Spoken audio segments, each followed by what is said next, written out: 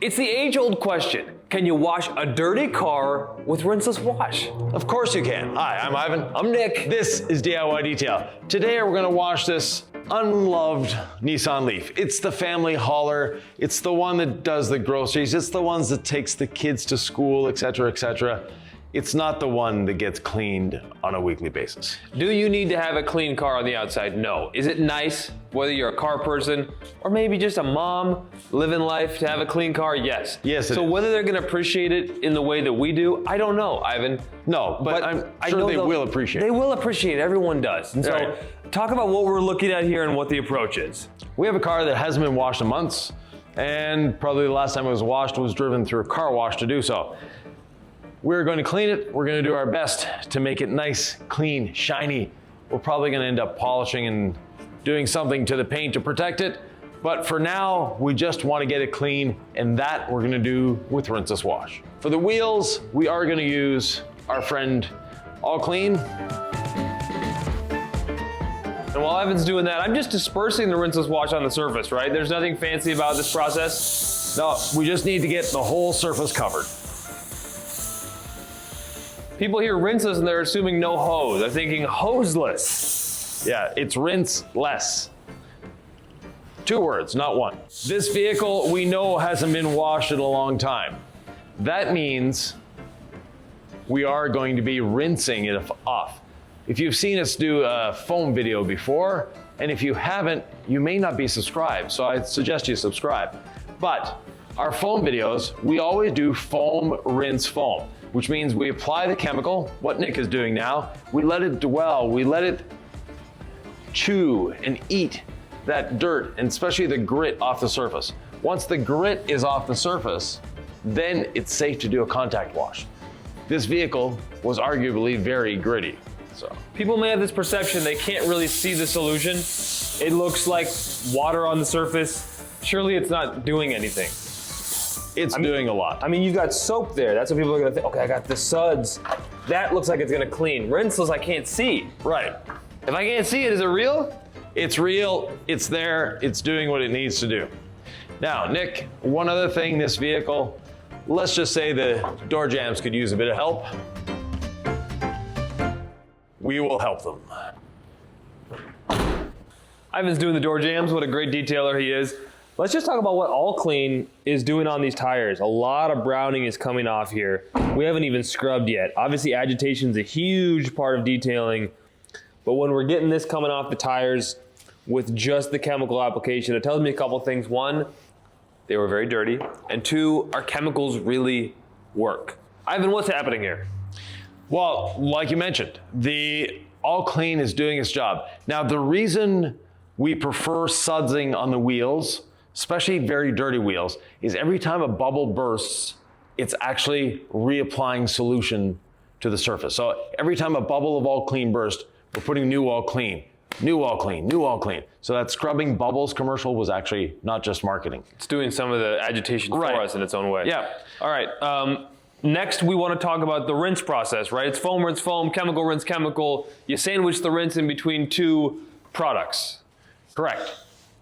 And we're going to rinse it off. This is going to take the grit off the surface.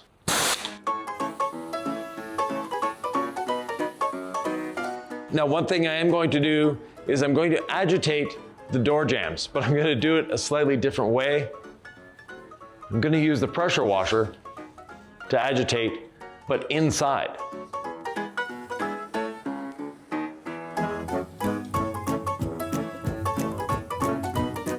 What this is doing is that high pressure washer going in there and it's splashing around everywhere. That splashing around everywhere means I'm cleaning inside the door jamb. I don't have to worry about opening this up and then spraying and getting the whole interior wet. For the door jambs themselves, we can see the outer part of the door jamb. There isn't a seal here. And some vehicles will have a seal along this line. If they have a seal along that line, no matter how much you're spraying in there, you're not gonna get it wet. This one, the seal is internal. So, since the seal is internal, I can do the same thing here. agitating the dirt inside the door jamb so that we now have a rinsed door jamb. Now, the seal goes up against here. So this part I've agitated, this part I haven't. So, need to use the pressure washer. It's taking a wild guess here, but I would guess this vehicle might be a little contaminated. But it is a rather intelligent vehicle. It's suggesting you subscribe. A couple extra seconds rinsing the door jambs will make the rest of the detail go easier. Even though this has regenerative braking, I can see the lines of rust inside the wheel. So I'm gonna add a bit of iron remover. Don't you shower in Rinseless anyway? If I get a little on you, that's pretty normal for you. No, I don't shower with Rinseless. Some might think you do. We're not recommending that, folks. This is a car washing product, not for human bathing. Want to get the Rinseless wash everywhere and give us a nice bed of lubrication for our next step, the contact wash. Got about 3 gallons of water in my bucket, so while Ivan does the iron remover, I'll do 3 capfuls of Rinseless wash. If folks are like, what does Rinseless wash look like? Comes in a bottle like this or in a gallon. Both of them are our super concentrates. So 4 milliliters to a liter, 1 ounce of product for 2 gallons of water. I believe that was 3 capfuls. I sometimes get distracted when I'm on camera, but 3 capfuls to 3 gallons is our recommended dilution. Now, do we do the wheels now? Do we do the wheels later? Does it really matter with the Rinseless wash? I prefer to do them now. Okay. That way the Rinseless wash has more time, especially we know how dirty this vehicle is. The Rinseless wash has more time to delve in and attack the dirt. So you can do the wheels now. Yeah. I don't want to waste a step. Ivan's all about efficiency. I already have the Rinseless wash sponge in my hand. Would I be wasting a step by putting it back in? Put it back in. Put it back in. All right, we'll do wheels now. And we can see a river of red coming off of these wheels.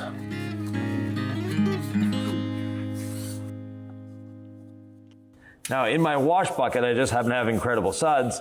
Not a big deal. Even though we're cleaning with the Rinseless, there's no difference in how you clean a wheel. You start with the face and then dive into the barrel last.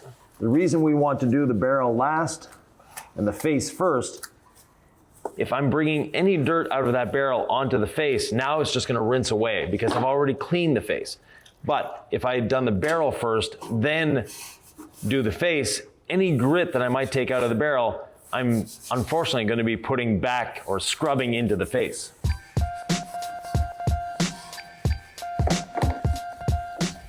And we can see the iron remover doing a great job there. And our barrel brush just releases everything with one quick dunk. Like peanut butter and jelly, the Legacy sponge and Rinseless wash are just kind of made for each other, Ivan. Although usually I find LaCroix with a perfectly safe brush in his hand at times like these. Right. The brush is actually too soft to deal with dirt like this. What do you mean? The brush doesn't pick up the dirt as well as the sponge does. And we can see the amount of dirt we're getting off this vehicle. How would I know that at home? You're confusing me, Ivan. The brush is the least aggressive wash media we have. So you're telling me for a really dirty vehicle, I wouldn't want to use the brush? Correct. You could use it, but you wouldn't be removing as much of the dirt from the surface as we do with the sponge.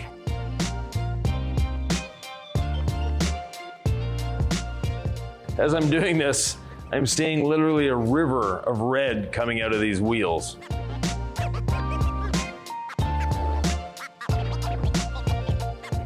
You know, I'm not hearing that much contamination under the sponge.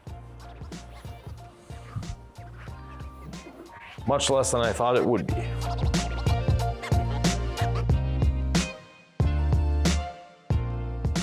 And it's just that easy, isn't it, Ivan? The car's washed, basically. Yeah. If we wanted to at this point, get out the drying towel and dry the car. Should we do that? No. What? It needs a little more than just that. And while it's here, we might as well give it the full treatment. But we don't always have to give a car what it needs in every wash, right? No.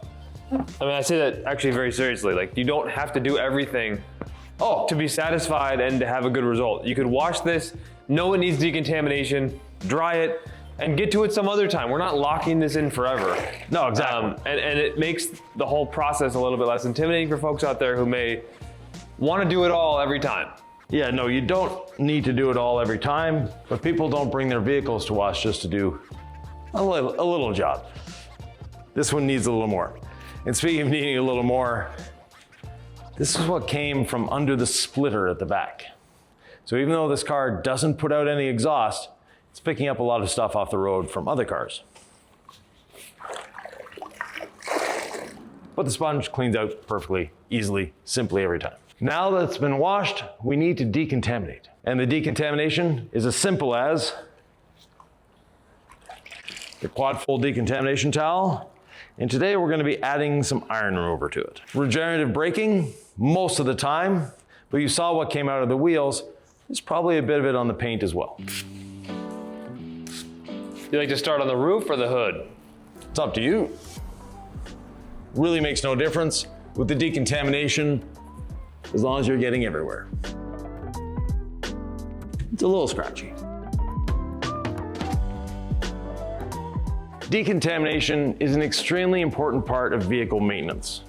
Whether it be a waxed car, a coated car, a car that you just have envy on. Decontamination will make all of those better, last longer, and also make your paint last longer.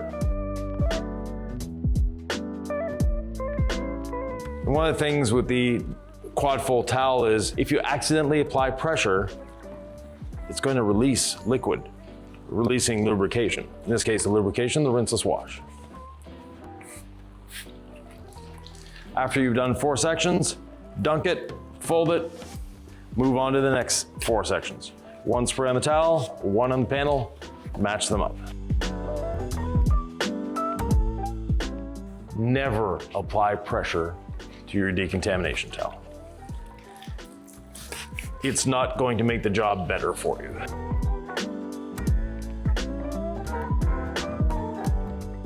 So Ivan, we mentioned a really dirty vehicle. I guess the question is, what if it's really contaminated? What's your strategy for the decon towel? It's easy when we're working on show cars in the garage. It's a different thing when you've got white paint just absolutely littered with these orange dots. And if you don't know what we're talking about, it's hard to envision, but if you do know, you've faced that challenge. You feel my pain. Right. Basically, you do 1 quick pass, let the iron remover work for you. Come back, get that section a second time. Instead of standing there and doing that section over and over again, let the chemical do a bit of the work for you.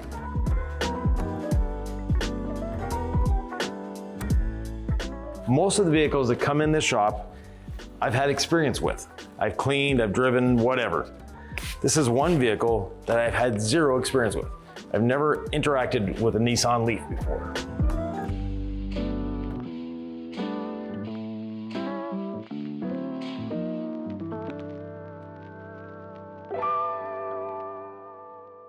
Ivan, we make our products safe for everybody, but there's gonna be people out there who think the clay towel is not really that strong. This is for whips.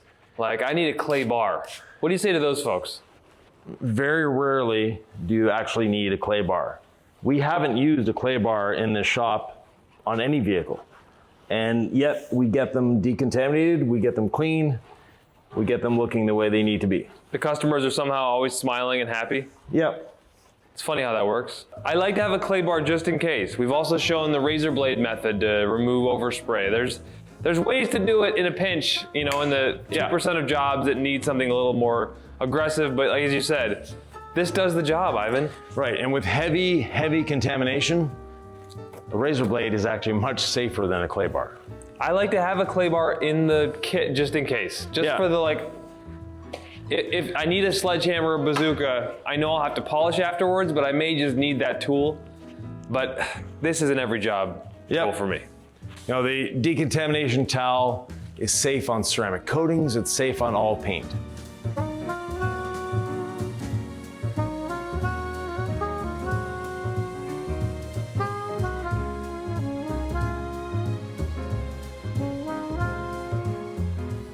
Before we go to the next step, I'm going to do something a little different. The cowl on this vehicle is extremely, and when I say extremely, faded. Even when it's wet, we can see that it's not the right color. So we'll be doing a little restoration video with our Trim, Restore, and Protect product. But before I do that,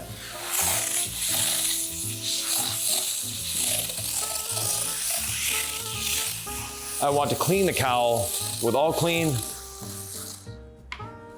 to make sure that we've got as much of that oxidation off before we use the Trim, Restore, and Protect. And while I'm rinsing, now's the time to do it. It's not like we're teasing you to a future video or anything. We would never do that, Evan. But this is actually what we're doing here, so. Instead of doing it off camera, we want to show you exactly what we're doing.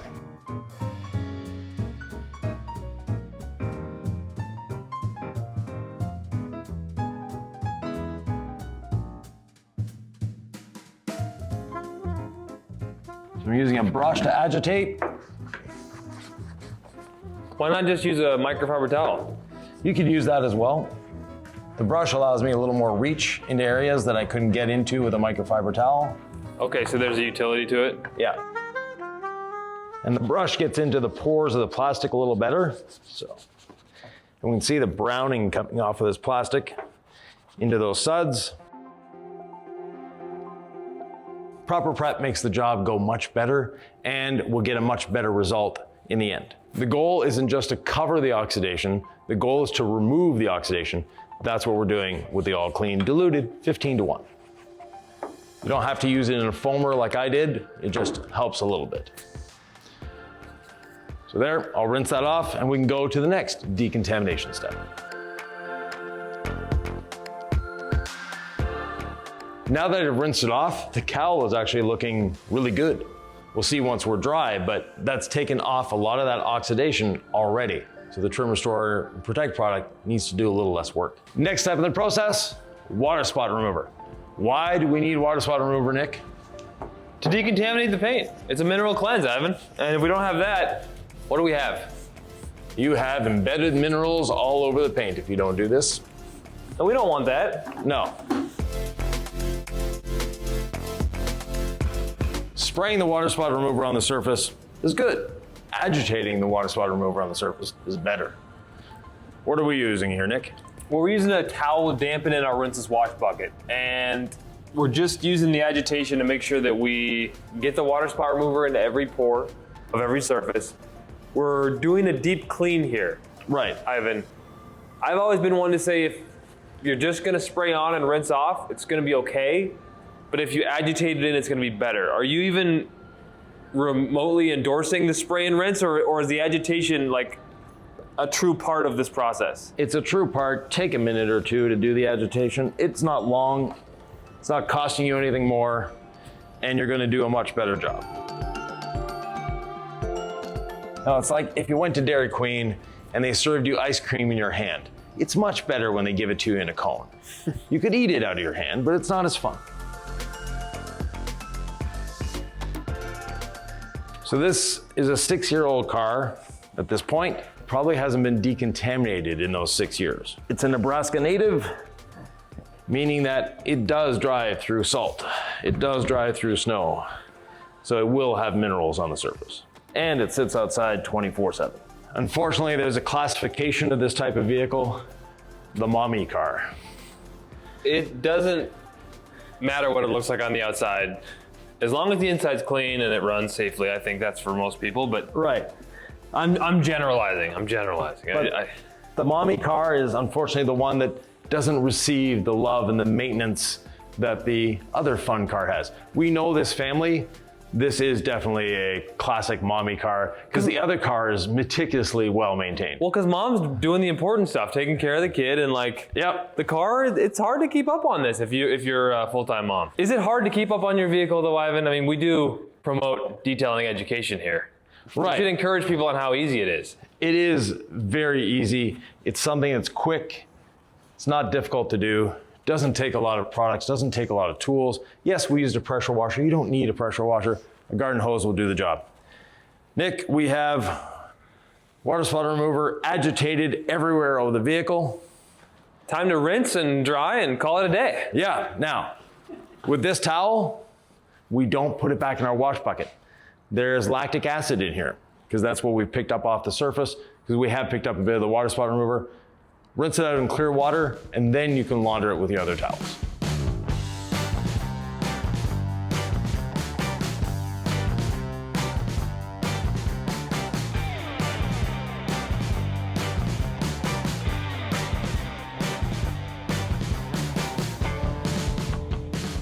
We can see the decontamination has had a great effect. The water isn't pooling on the surface anymore like it was before. What was causing it to pool was a number of things. We had physical contamination that we could feel on the surface. We had dirt in the beginning, obviously. We got rid of the dirt. We got rid of that iron contamination. Now we got rid of the mineral contamination. We're back to raw paint, and raw paint actually beads. And if you're wondering for a why, you want a good reason for it, just makes it easier to dry. Much easier. It could be that simple. It could also be that you're trying to remove contaminants before you polish, or that you're just trying to deep clean because that's the right thing to do for your paint. But if nothing else, water spot remover makes it so easy to dry. A little bit of quick beads on the wheels. They're clean, they're wet. Quick beads will be a great way to keep them easy to clean in the future. Quick Beads is our water-activated ceramic sealant.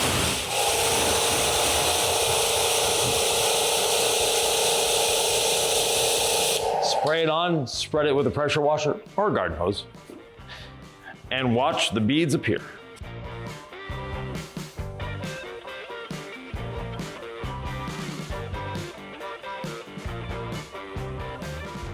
From wet to beading.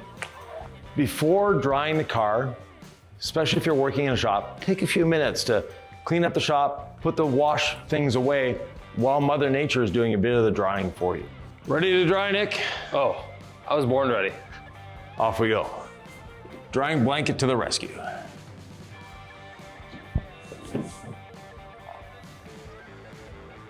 Now, I'd sure love if we had some MV ceramic sealant that we could use as a drying aid here. But we're gonna be polishing and hopefully coating this car afterwards. So putting a sealant on it would be working against ourselves.